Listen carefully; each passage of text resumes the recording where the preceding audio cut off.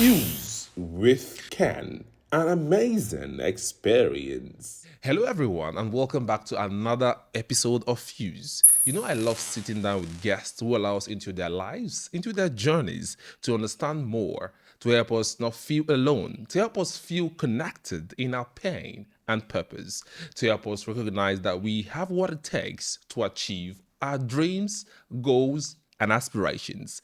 Today's guest is an amazing personality. I'm talking about Gift Priye Solomon, an entrepreneur and a trailblazer in her industry. Gift is a passionate travel influencer and the founder of Dubai Getaway Travels, dedicated to empowering travel enthusiasts to explore the world and create lifelong memories. Beyond her work in the travel industry, Gift was recognized as one of the 75 faces of the United Arab Emirates. This honor highlights the commitment to promoting diversity, equality, and empowerment in her community. In addition to her travel endeavors, Gift is also the UAE's first female delivery rider. That was remarkable, actually, breaking barriers and challenging stereotypes. Furthermore, she is the founder of Giffy Real Estate. She's passionate about helping individuals and business owners find their dream homes in the United Arab Emirates. So, ladies and gentlemen, welcome Gift Solomon. Hi again. Thank you for having me. That was an introduction there. Thank you so much. I feel like I could actually know myself from the intro you just gave. Thank you so much for having me You're today. welcome. Thank you. When I was looking at guests to invite for this episode, I was looking at someone that was very relational to the African community and to Nigerians. You know, people that a lot of persons can really look at their story and relate and be inspired and motivated. I thought of Gift Solomon. I've been following you for quite some time. Your Thank you. story is really remarkable. Thank you so much. Thank you. And thank you for giving us platforms like this to share our story, to reach out to more people and just pretty much give people help. Thank you. Welcome to Fuse once again. So today we're looking at your journey, all right? How you started from, I would say, nothing, and now you got somewhere, all right? So as we dive into your journey today, can you walk us through your childhood, those childhood moments that really shaped you into the woman you are today? Because of course, I like to ask people this, it all started from our childhood, right? So just walk us through that journey. My childhood. Well, first, I grew up in Benin City, Nigeria, Edo State Okay. precisely. And growing up there was beautiful in its own way. Growing up, I didn't have the luxury some other people might have had growing up. But the good thing is, I had a very hardworking mother and a very supportive dad that made sure that everything we wanted Okay. or needed, rather not wanted, needed as a child, we were able to get it. And growing up, I literally watched my parents struggle through sending my brothers, myself to school. And after some time, I realized things were not going the way it ought to go. I just thought, okay, you know what?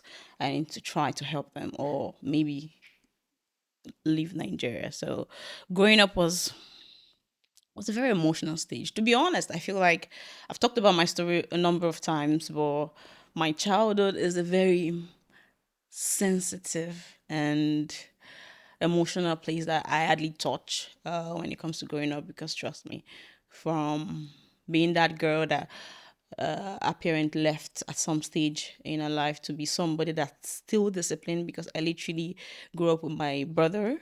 Because after some time, situations Okay. and circumstances happened, and my parent left. So I was literally alone with my older brother. I feel like we can talk about that maybe later, but yeah, for now, I would say yes. Growing up wasn't easy. There was a lot of challenges, but at the end of the day, it made me to the person I am today, and I'm grateful for that. Okay, and talking about a child, I could actually feel the emotions, and I could relate to it because I also came from, little beginnings. So I understand what it means to come from nothing. All right. So the reason why I asked that question was for us to really understand you because it starts from the childhood, right? A couple of persons watching this want to understand your journey. Where did it start? So as we look at your journey today, we would like to know, of course. Persons that have actually really checked you, I would want to know when you landed in Dubai, what really brought you here, and before you came here, what were you doing in Nigeria? Were you working? Did you study, and all of that? All right. So before I left Nigeria, obviously, I didn't really know Dubai like this because social media was there, but I did at the same time we weren't really serious. I'm talking about nine years ago. Okay. Uh, I was obviously I wasn't as active. I feel like generally everyone wasn't has never been this active on socials, knowing that we could get a lot of All informations right. or get a lot of details from social media. But then I would always see Dubai, and Dubai used to be the dream for a lot of people to go have a great vacations and all of that. For me, I was like, okay, it's somewhere nice, great.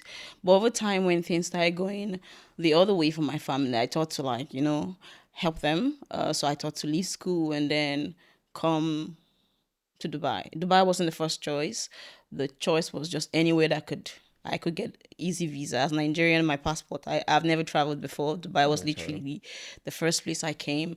And before coming, I made a lot of inquiries, asking people, and one of my friends connected me to somebody that was supposed to help me get a job, All right. just help with the process, and that happened. So I was leaving home. First things first. I was born into a family of six. Older brothers, sorry, three older brothers, and I was the first daughter. So, Okay. which means I by default was protected. So leaving home was an assault. They didn't want Probably me had to to. leave. You had brothers like Yes. soldiers, right? Yes. Okay. So they would always like, oh, Gift, why are you going to Dubai? Dubai is said to be not a place for work because the idea that a lot of people had back at home was like, oh, if you're coming to Dubai as a girl, you're coming here to do something else. And that's a wrong, Wrong, actually a wrong a perspective or very wrong one, perception. yeah.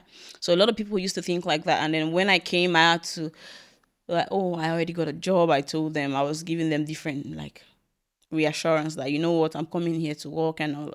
And my parents were scared. They were like, you don't have family, you don't have friends. Trust me, I had no one, no friends. Just the only people I knew was the agent and connection of the agents that I had back here. So when I got into Dubai, I was like, oh, finally I'm here, paid money. All right. And getting to Dubai, the airport was obviously the Dubai that I met. Okay. And I was like, okay, the airport is beautiful. Don't forget, I'm still a girl that I've never left our home country before. I was fascinated. And then the stories changed in the airport, actually, where I was told to take a taxi and come to Sharjah because Okay. I was like, okay, Sharjah. And then BTA was a thing then because you need to have BTA. So I had, after my travel expense and everything, I only had $300 with me. Okay. And on reaching Dubai, they told me to take a taxi. For someone that just got into Dubai with $300, to take a taxi. I didn't know. I just felt okay, taxi. I didn't know how the taxi fare were back then. I just entered. I was going to Sharjah. We were reading. I was like, so I got there. I think I paid over in dirhams over 150 from the airport or something because you had to cross the Sharjah Okay. to yes. And I reached. They were like, oh, it was a cold morning. I got there. They said, oh, you need to take another taxi from Sahara backside to Al Khan. That was the villa area where I was supposed to be staying.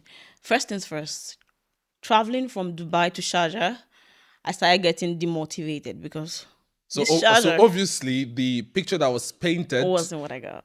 Okay, so you would say that the agent gave you a wrong narrative. So first things first, regarding my transition from Sharjah to Dubai, I would say it wasn't really a wrong uh like picture. It was like I had my expectations like this because I felt like I'm coming from Nigeria and Dubai was, and I didn't know that the UAE is a city, is the country, and then Okay. there are different emirates under the UAE, All right. right? So on reaching Sharjah, for me, I felt it was the next area. Not, I didn't know it was different. It took me a while to actually know that it was a different state. All right. So when I got there, I was like, okay, where is this? And we got in. First, the living situation, my bed was on the floor and everything just, my entire dreams and expectation just went like down and right in front of me. But at the end of the day, I knew that the reason I was here was to work. And I thought the next morning or the next week I was starting You know. work. Now, listen to your story. You said something very, I would say, very vital that you dropped out of school. I've sat with a couple of CEOs, business owners, great people. And of course, if you Google as well, most CEOs and business owners, some dropped out of school, some could not, afford education at some point. But with the view that you dropped out of school, did you feel any inferiority complex? Did anyone make you feel inferior at any time? I would say no and yes. How? And no was leaving. I was like, okay, you know what? I dropped out. You don't know until I tell you, right? But when I got a job eventually, when my story started, like I started looking for job over 6 months, and I got a job eventually. I All started right. having challenges, and don't forget where I come from. An average Nigerian speaks good English. Of course. Yes, because that's the like what It's the we official official language language. for us. Yeah. But where I grew up in Benin City. Not saying people from Benin don't speak good English, but we're used to broken English, pidgin Okay. English. You understand? So I And they had have a particular accent, actually, yes, isn't so it? I had a bit of a trace because though I'm originally from Ondo State, Both, you know how mothers can be. They colonized us. So I was born and bred in Benin. Okay. So I had that strong how far, what did they happen? Like this kind of core, Okay. like so I had issues with pronouncing words. Like I would want to say mushrooms, I'll say mushrooms, because then the first job I got was a customer care representative. Let me not push it. A phone operator, like taking orders on the phone in a All right. restaurant, right? Okay. So talking to a lot of Westerners, Americans, people from different walks of life, and them speaking to a strong Nigerian girl, knowing that I would have like instead of Okay. hello, I'll say hello. So a lot of things like that, they would always like, oh, can I speak to someone that speaks English? So at that time, did Yes. you feel like you were not good enough? 100% of the time. My self-esteem, sometimes I'll drop the call and I'll cry. Sometimes, so it got to a stage where I would go on YouTube, I would watch videos of people speaking English and I'll repeat. So like that. I speak English, but pronunciations were a problem then. And I started like obviously trying to lose the Benin accent intentionally in Okay. my talk. So So at that point, you said you were able to, watch YouTube yeah. videos, you were able to encourage because Yeah. people need to hear this. There's someone right now watching this and is actually in that situation. Of course, it might be a young girl struggling and feeling like maybe I don't know how to speak English and people will not accept me, I'm not good enough. And of course, I know you're taking notes actually, yeah. Yes. So as you look at your journey, you happen to be UAE's first delivery female rider. Can you walk us through that journey? How you got that job, how you felt about it at the time, and of course, how you ended up in that role? Tell us. All right. So when I got to charge, obviously the story didn't stop there. Literally from thinking I had a job, a reality set in, and I realized that there was no job. I had to make a CV, start from scratch. Apparently, they said, "Oh, the job that I got." It was just stories, right? Because then the agent that I got in touch, I had to pay obviously to like get the job for assistance, and I started looking for job. This time in a market where everyone is looking for job, and you already have the challenge of knowing that the kind of jobs you can get are limited. Now, not even because of the certification, no, because at the end of the day, the market Okay. it's The a little bit, demand, I yeah, the would say. demand, yes, I would Okay. say, right? Because a lot of people are out there looking for jobs, and it's a bit sometimes we knowing what I know now, now I know that Dubai is a place or a city full of opportunity. There's so many things you could do, but then my informations were very limited. What I had back then was limited, and I started searching. So I made a friend with a girl back in Dubai Marina. She has a job. She's working with a restaurant. So every time I would always go from Sharjah to Dubai Marina to visit her because Dubai Marina is beautiful. Of course. Yeah, so I'd always go to take pictures. And people don't know that I wasn't working because I had to tell my parents, oh, I have a job. Because the moment I tell them I don't, they want me to come back home. And I didn't want that. So it went for a while. So after 6 months of searching for a job, one fateful day I went to a store. She told me, "Oh, this Freedom Pizza next door. They are looking for phone operators. Do you want to send your CV?" I was like, "Yes." So I sent my CV. Luckily, I was interviewed and I got the job as a phone operator, taking orders and helping out in the kitchen as well. And time fast forward because it's a pizza delivery company, so a lot of delivery riders. I would always see them. They'll come to me. They'll talk. Oh, sister, I got tips. Delivery drivers, riders, rider. They make decent Okay. amount. Sister, I got tips. So after a couple of More years, than about you at the 2 years, time? yeah, I don't get tips because most of all we do is phone calls, Okay. and at least so in a week you probably get like 10 walking customers. But them they deliver a lot. An Okay. average delivery rider will do over 15 to 25 deliveries in a day, and this is on average. So they would always come to me. They'll be like, "Oh, sister, I got this." I would like, "Wow, really, brother?" So it got to a stage I got promoted to supervisor in the Okay. company. But shout out to all the people in F&B. They are doing amazingly well because there's a lot of challenges, a lot of work that goes for every pizza or every food you get delivered to your doorstep. There's a lot of sweat that goes back there. So shout out to everyone that does that and are currently doing that. So back then would always like, so I got promoted to supervisor, and the drivers still come. My salary was, I think, about 3,500. So they will come. They'll be like, "Oh, sister, tip for this month is 2,500 Are you plus kidding me? salary." I'm like, "Ow!" So every time they come to me, I'm like, "Okay." All So right. I do a lot of night shifts. So they will come. They'll say, "Sister, come see bike." They'll be showing me things. I said, "Okay, good." So one time we have this thing with our CEO where because we had a couple of branches around the UAE. So every time, maybe once or quarterly, we'll have the town hall meeting with all the staffs where the CEO talks about things that is going on, things that's to come, motivates us, and just pretty much talk to us. So he was saying, "Oh, as a company, we're growing, we're diversifying, we're open to new ideas. If anyone, even we want female riders, if anyone that wants to be a rider, let us know. If you have anyone that can ride." Me being an ambitious Nigerian lady sitting there, and I raised my hand. But wait a minute. At that time, this role or this job was a predominantly male job. I've never seen a lady then. Never. Okay, so Yeah. what was that trigger? Like, what made you feel like I could do this? I know we Nigerians, I'm Nigerian, but of course you know, Yeah. but we Nigerians, we have this doggedness, this, I would like call it, this strength, inner strength. But I want to know, because people watching this will want to know, a young girl coming from Nigeria into a foreign country and taking up a job that was predominantly male job. So Dominated. tell us, what was that trigger? What made you feel like I could do this? For me till date, I still feel like anything I set my mind to, I can do it. So, but then the fact that I know I didn't have, there's nothing in my dictionary, oh, this is the main job. I just feel like it's a man's job or it's a lady's job. Riding a bike, I just feel like it's a mind thing. If a man can do it, you can do it. No offense, but I just felt like I could do Okay. it. I had that strong gut feeling in me that, you know what, I can do it. So I just raised my, well, after raising my hand, they're like, "Oh, gift, come forward." I went, "Oh, are you sure?" I said yes. So they offered me an all expense paid license to get. Okay. But one thing you should know is, as Nigerians, we have the fighting spirit.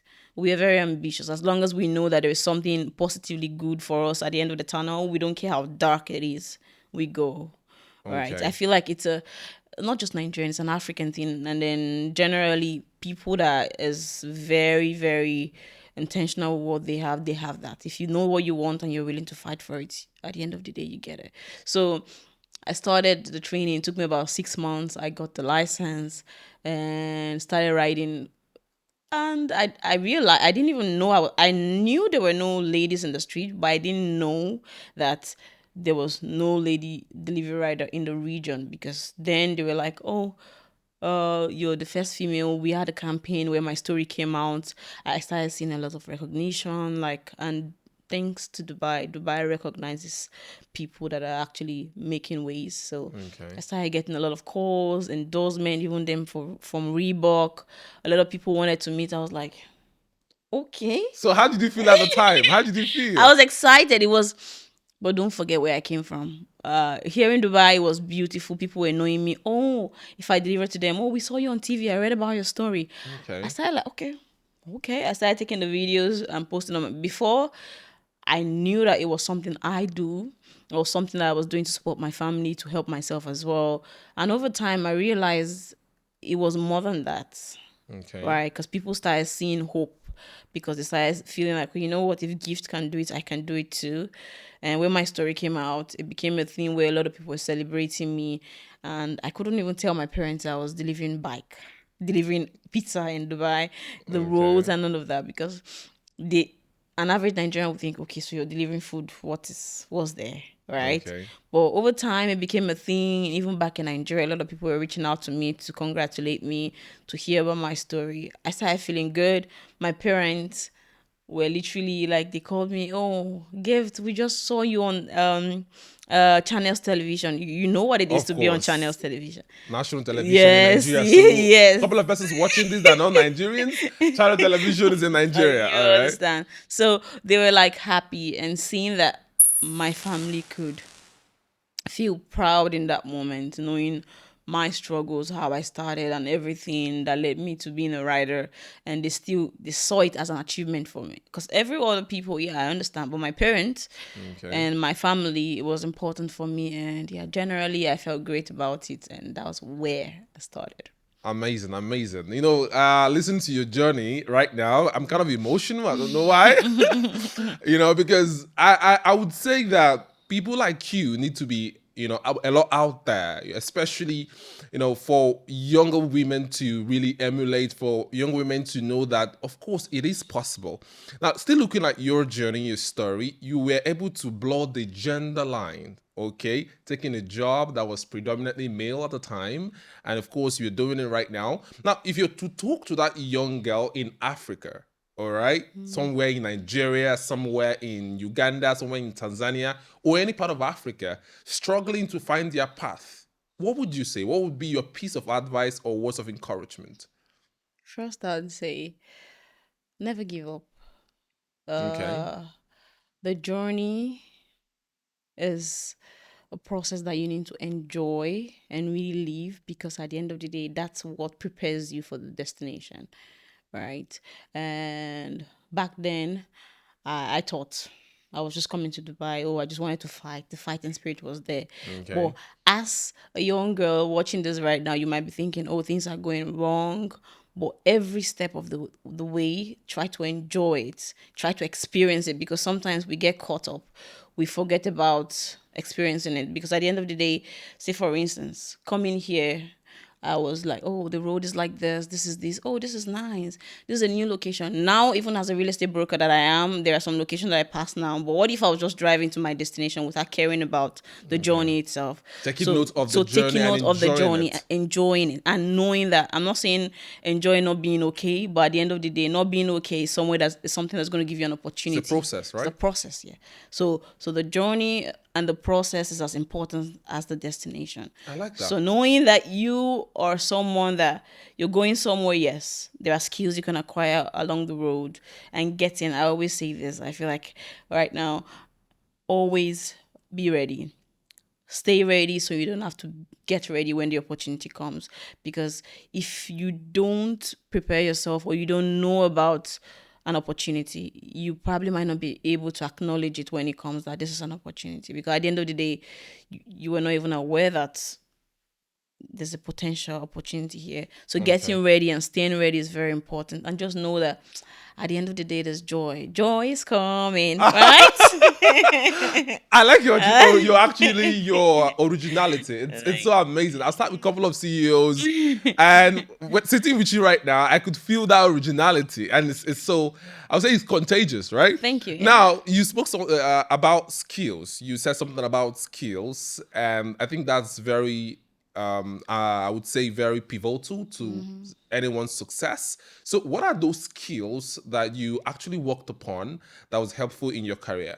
So first things first, communication. I said it before, right? Okay. Communication.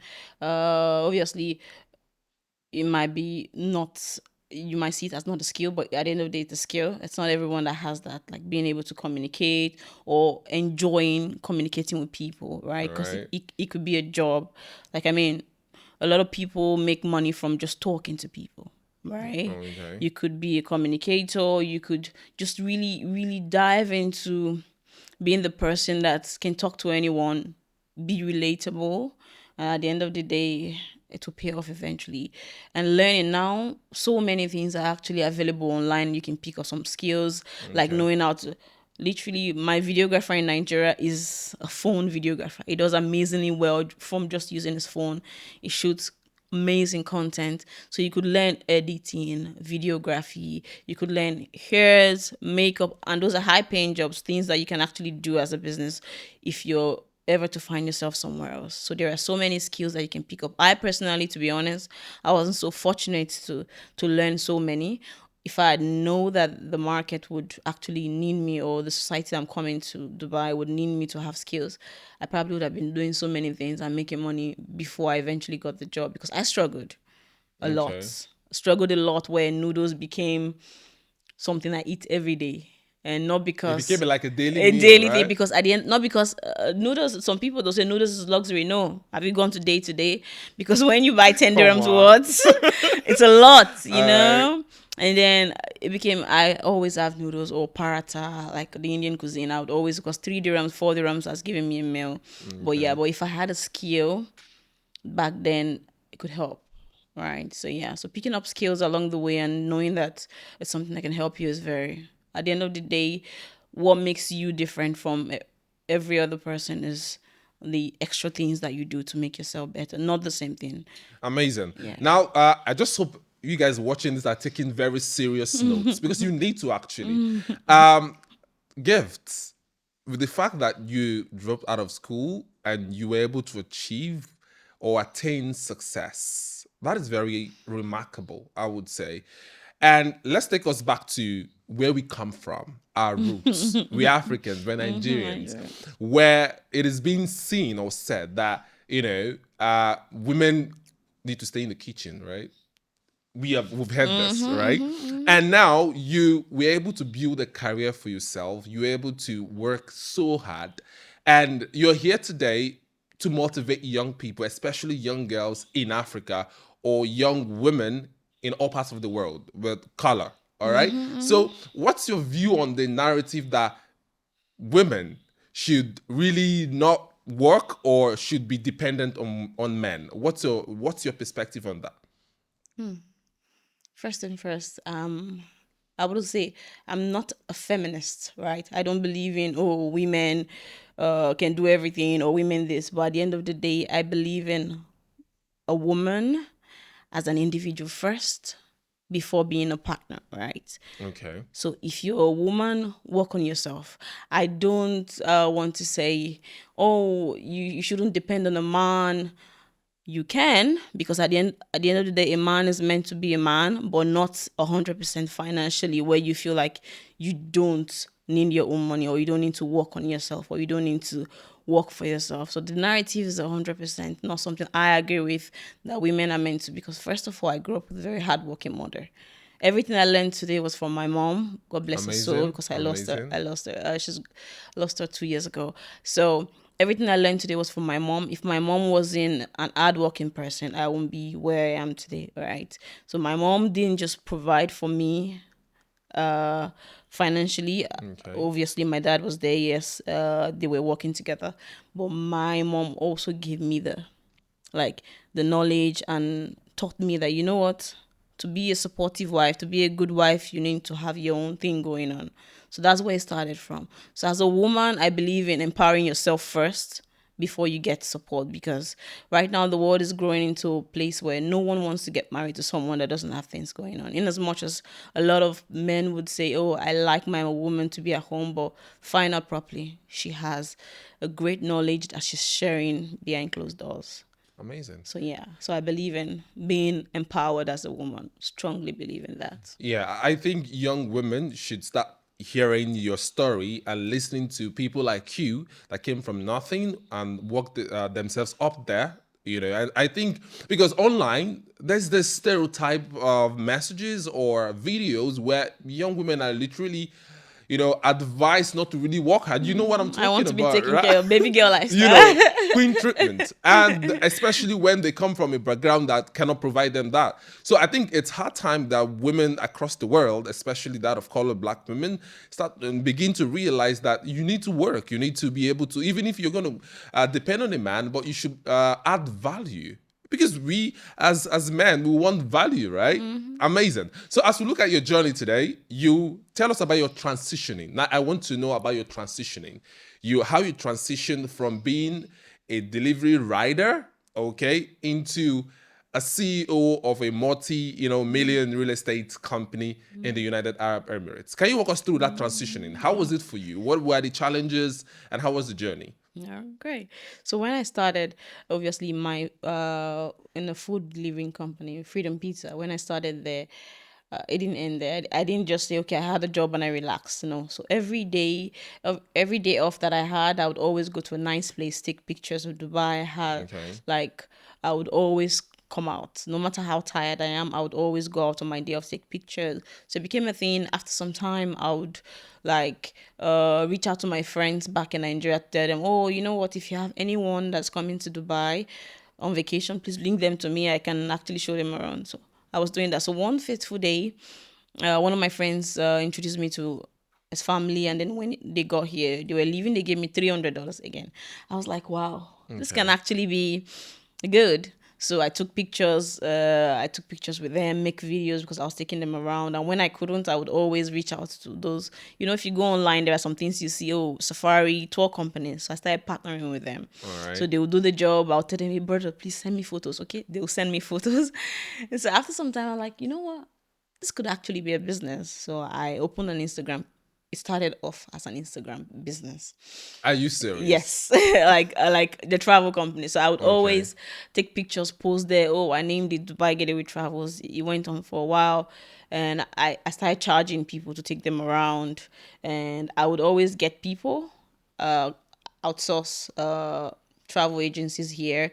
I would be the connector, and then I'll make a profit from it. Get to a time I'm like, this is actually making a lot of money. So All right. I registered the company back in Nigeria, started getting a lot of people because I was doing a lot of social media, like ads and Already just you had the name name. already, so it Yes. was So it easier. was easy for me. Okay. So then it became a business that is like giving me almost 40% of my income back then when I was still working with the company. So at the time you were still working with the company, you were still chasing being a business A owner. business owner, yes. And now this time I started having like people that help and all of that. Even at some point it got to my HR, they reach out to me, oh Gift, we heard you're doing this, because they saw that most of the things that I do, Okay. being a delivery rider, being all of these, and still I was like, oh no, it's a business. At the end of the day, I'm not physically or involved in the business, right? I'm just the connector Okay. with the companies here. So over time,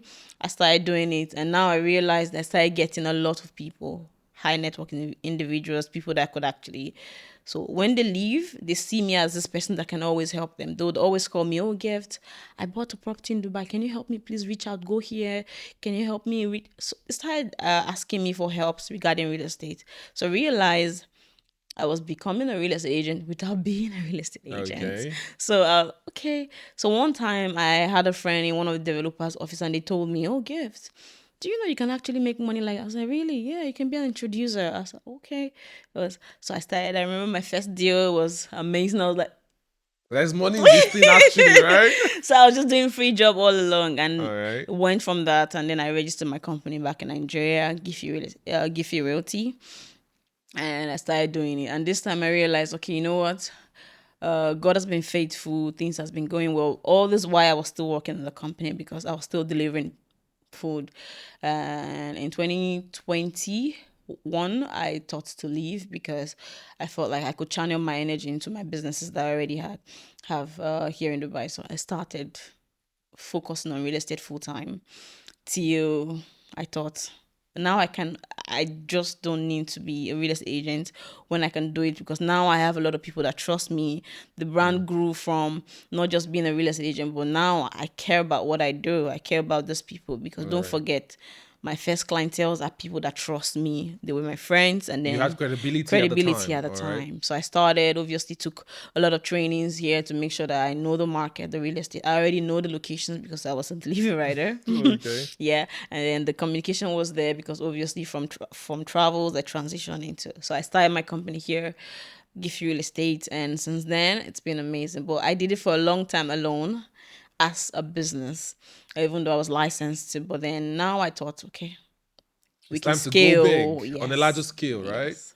Okay, now looking at your journey, something was very, or would I say obvious, is the fact that you've been resilient.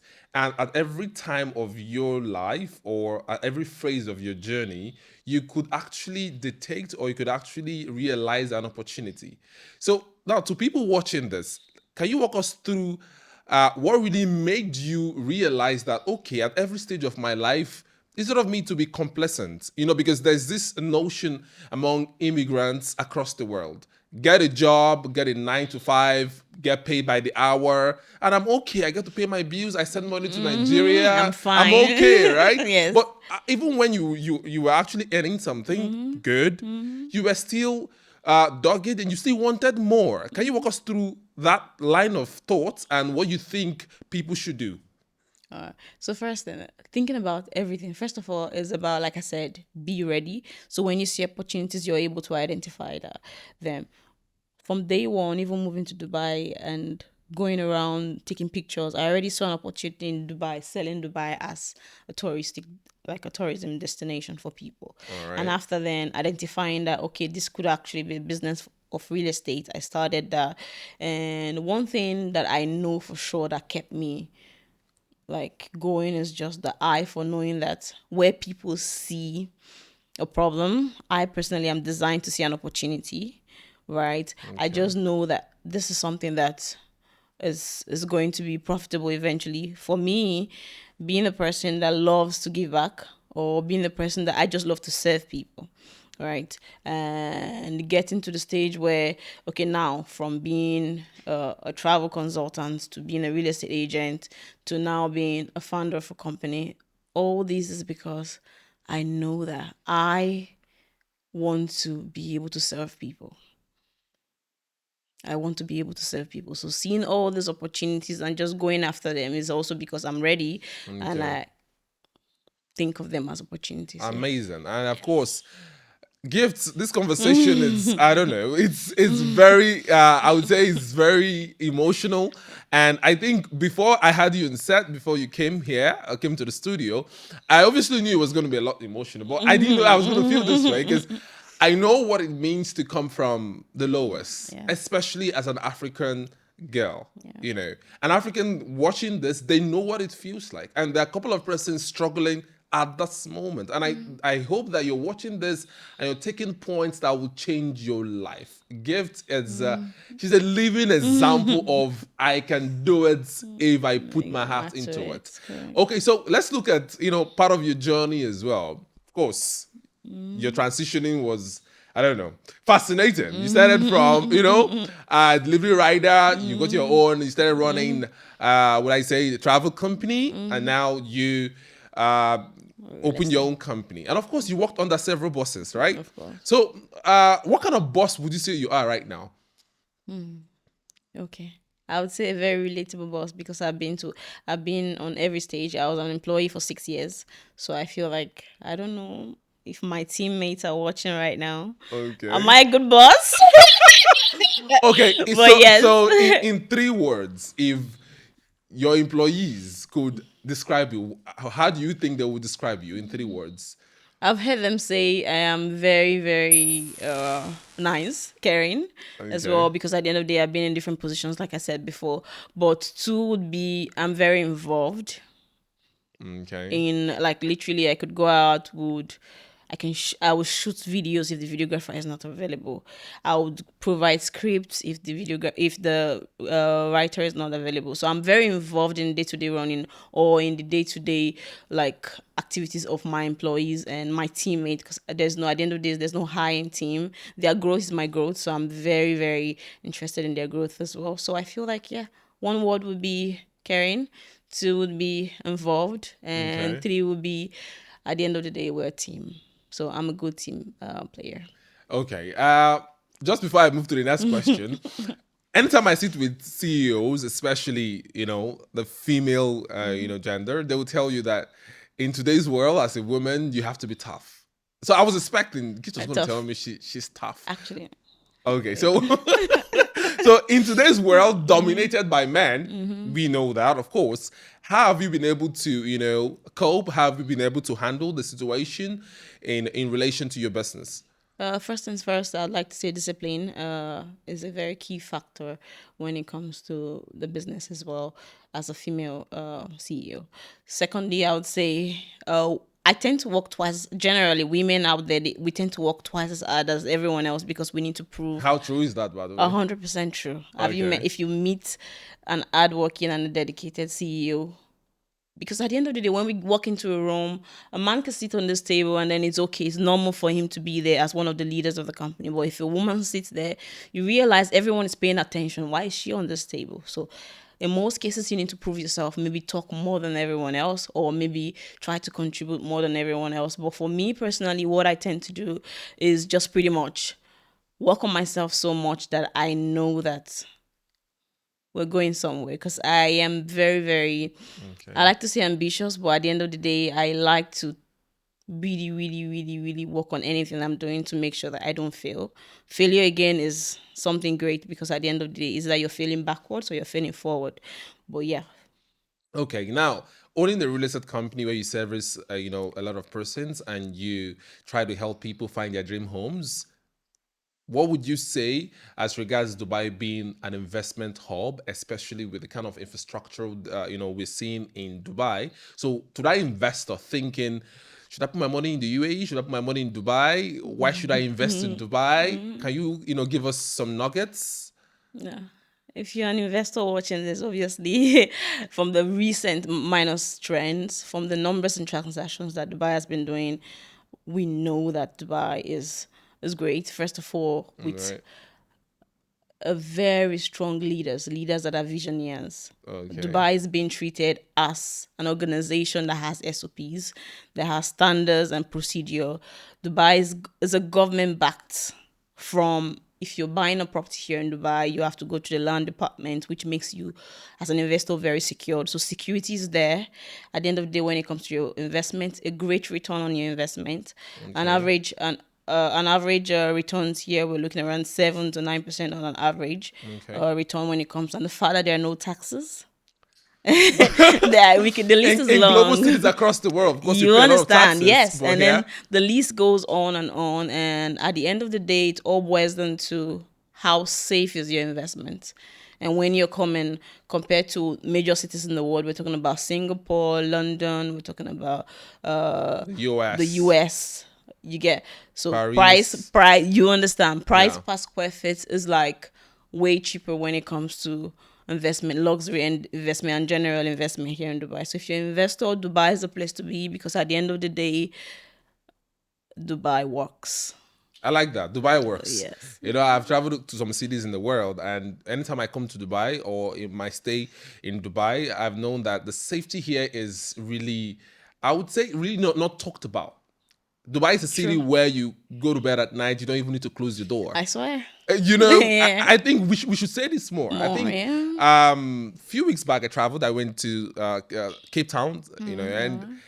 the kind of ambience. You'll be like, And when I returned to Dubai, and I was like, okay, I appreciate Dubai more. actually, yes. You know, And so everywhere you go, you want to come back home. We start acting like Dubai is home now, you know?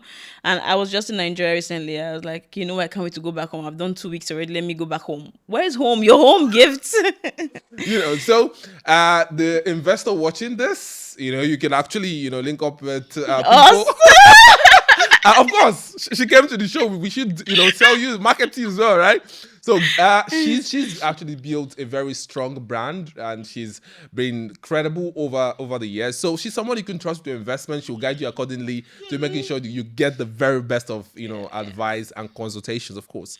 But looking at you right now, and people watching this, I'm like, she's young, she's successful, she's rich. She got kids. She's married. She's single. You want to share that?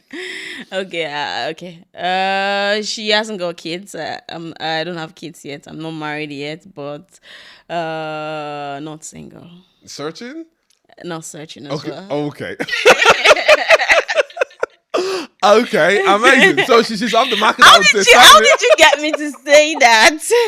Okay. So that's what I do on Fuse. Actually. Okay. I Okay. get you to share your story, and people get to relate with you, right? So as we look at your story today, because we'll be about a wrap up, I would like you to tell us the best advice you've ever received in your life. And at what stage did you receive that advice, that piece of advice? So two advice that's kept me going. One would be for my mom. Never give up. It's a lot of people say, "Oh, never give up, never give up." But coming from my mom, never give up, because there are times where I'll complain, cry to her, and she'll be like, "Gift, what you they do? Why you won't fail? You be failure." In broken in English, what are you doing? Do you want to give up? Don't give up. Things like that, right? Okay. And then now transitioning into being a real estate broker in sales is follow up till I don't like to say the word, but always follow up Okay. the advice as I got it. Okay. Follow up till you die or they close. Amazing. You understand? A salesperson would understand this. Yes, All right. because it's something that a lot of us salespeople, a lot of us, we don't do, because at the end of the day, we know we're trying to help someone. Sometimes we feel like, okay, you know what, this person is not reaching out, we forget, or we Okay. don't bother to check up, right? Okay. But when you actually do, you realize, oh, they'll be like, oh, I'm sorry, gift, can you send me the booking form? It's not because you're being like a persistent salesperson. It's about just knowing that, you know what, I spoke to this client before, let me check in with this person. So a Okay. lot of deals has been like missed because they don't follow up, they don't check up on On the on the clients. clients. You Yeah, know, so yeah. I also have a background of sales. All right. So when I talk to my team, I tell them one of the keys to a successful transaction is, follow up, and not just following up, but being able to solve a problem. When you're talking to any potential client or prospect, as they call it, be there to solve a problem, be True. there to put value on the table, give value, and of course you get the transactions. Yes, All right. and that's my motto. We serve, don't sell. Sell before selling, because you need to earn the right to ask. So first you serve, and then you sell. Because at the end of the day, if you don't give something, you can get something back. So yeah, Okay. And what's the worst piece of advice you've ever heard or received? let it go. Gifts. It's not happening. Just let it go. And that's from a very dear friend. Okay. And that thing, yeah, So you would say that's like the worst advice you've that's received. the worst of advice I've received. And Why? Why would you say the that? reason why it's worse is because I actually took the advice. Okay. Yes, I took the advice and it led me somewhere else. So yeah, So if you're actually to, because if you're actually going to be redoing this your journey again, what would you do differently? I would work on scaling, Okay. because I realized the number of time I spent building myself, I could actually use it to build a team and obviously work with more people, do a lot of more collaborations. I probably would be doing X of what I'm doing right now if I had collaborated or scaled earlier. So the Okay. only thing I'll probably do differently is obviously start working on a team first, because there's no I in Okay, team. so just before we go, what's that misconception of you that you think people think of you that, but that's not a true, reflection of you? What's that misconception? People think of gifts when they see or hear gifts, they think this way, but that's not a true reflection of you, because people watching this might also want to, A lot of the time, people feel like I'm very difficult to approach. They feel Okay, like, oh, Gift is a very serious, like not serious person. She's very difficult to approach. all right, She's like up there. But deep down, if you know me, or you feel like Gift can be very, because sometimes I can be very honest, but honest in a nice way where I feel like I don't hurt your feeling. But at the end of the day, sometimes brutally honest is important. But a lot of people feel like Gift is very, and I feel like over time I tend to put out this shade. It's because I okay, know that deep down I am a very affectionate and emotional person. So I try to guard myself so hard. So sometimes two way, I overdo it, or people see that first before they get to know the real me. But deep down I'm a sweetheart. oh, nice. She said she's a sweetheart. Okay, so conclusively, what would be your final words of encouragement, piece of advice to anyone watching this? Because we have lots of people watching this, especially the young girl in Africa watching this. Okay. My advice would be the one my mom always gives me: never give up. And two would be stay ready so you don't have to get ready when the opportunity comes. Very important. And third D would be the destination is not what you should focus on. Focus on the process, because most times the process is more important than the destination. And four would be anything you do, pick up a skill, learn something. because it helps us a lot and it will help you. Considering we are in a world now where everything is available, a lot of informations and educational content are out there. I'm not saying pick all of them, but learn something because skills helps. Amazing, amazing. It's been a pleasure having you today on Thank you so Fuse. much. I had a nice conversation. Thank Very you. amazing conversation, I would say. Thank you Thank so you for much. coming. Thank you And of so much. course, to that person watching this, I hope you took notes, nuggets from the phenomenal gift. Thank you She's so much. phenomenal. Thank you so much for So having me nice today. having you here. And of course, that's it on today's episode of Fuse with Ken. Trust you had an amazing time. I had a fantastic time, trust me. Define your goal, take action, stay focused, accept success, nothing less. Don't forget to click on the subscribe button to see more amazing interviews like this. Comment and, of course, share, as your support is really appreciated. Thank you so much for now, and bye. Fuse with Ken, an amazing experience.